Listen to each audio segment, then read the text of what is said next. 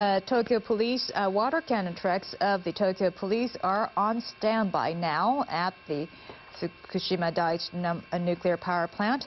They are preparing to douse water to the number 3 reactor to cool it.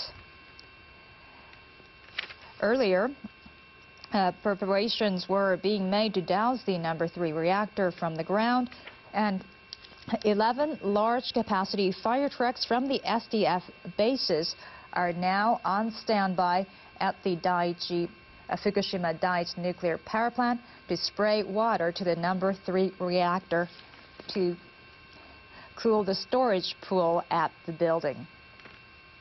Once again, water cannon trucks of the Tokyo Police are now on standby at the nuclear power plant.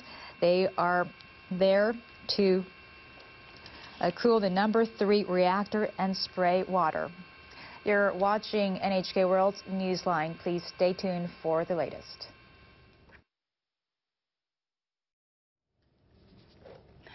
Hello, and before we continue, to those of you hearing us on the sub-channel of our domestic service, you're hearing the audio service of NHK World Newsline. You could log on to our website to watch the program. Now to the updates on the aftermath of the earthquake.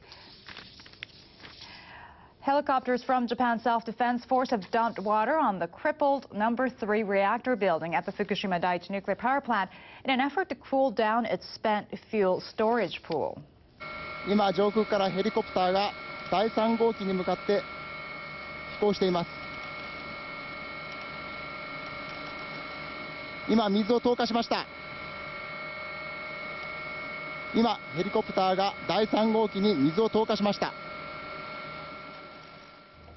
The helicopters began dousing the damaged reactor housing building at 9:48 Thursday morning.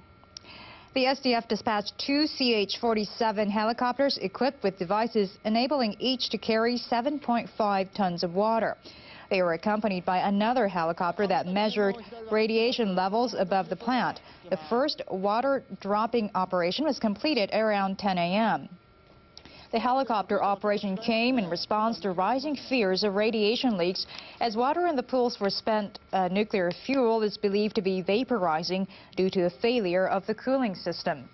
This could expose the fuel rods, causing them to melt and discharge radioactive material into the air. The Tokyo Electric Power Company says it decided to start the water dropping operation at the number 3 reactor when it saw steam coming from the reactor. The power company also confirmed on Wednesday that there was still water in the pool at the number 4 reactor. The company also says since the water dropping operation, it has observed almost the same levels of radiation at a point about 100 meters from the number 3 reactor building. Preparations are also being made to douse the number 3 reactor from the ground. 11 large-capacity fire trucks from SDF bases are heading to the site. A Tokyo police squad will also start spraying operations soon using a water cannon truck to cool the storage pool at the building. Defense Minister Toshimi Kitazawa told a news conference that he expects the latest operation to cool the reactor to be successful. As you're already well aware, this morning, starting from 9:48 a.m. Japan Standard Time, the Self-Defense Forces helicopter squad have been deployed and have started aerial operations spraying water onto reactor number 3. Thereafter, in total, there have been 4 such operations conducted by air.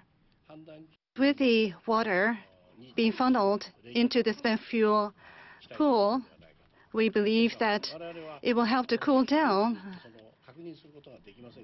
the fuel. Kitazawa said it would be best if they can repeat the operation as many times as possible, but will make his decision after considering the risks it poses to health of his troops. The U.S. military says one of its unmanned surveillance aircraft has captured images of the Fukushima Daiichi nuclear power plant. The collected data has been given to the Japanese government.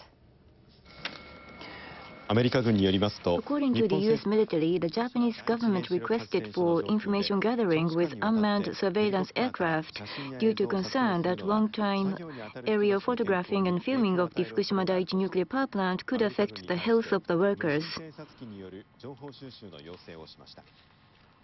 In response, the U.S. military offered Global Hawk unmanned surveillance aircraft deployed at Andersen Air Base in Guam for precise aerial photographing and filming of the damage to the nuclear power plant buildings.